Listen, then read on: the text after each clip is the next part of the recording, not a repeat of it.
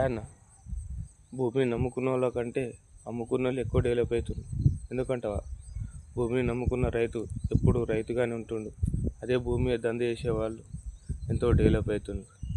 భూమిని నమ్ముకొని వ్యవసాయం చేస్తున్న రైతుకు మిగిలేది బ్యాంకు నోటీసులు, పురుగుల మందు. అదే భూమి మీద దంద చేసే వాళ్ళకి కోట్ల ఆస్తులు.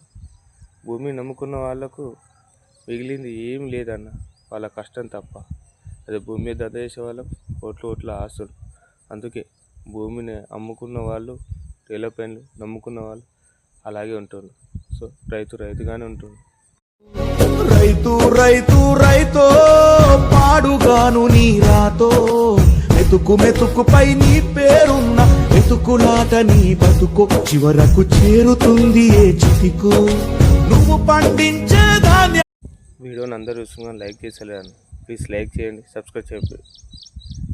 చిన్న యూట్యూబ్ ఛానల్ని ఎంకరేజ్ చేయండి అన్న.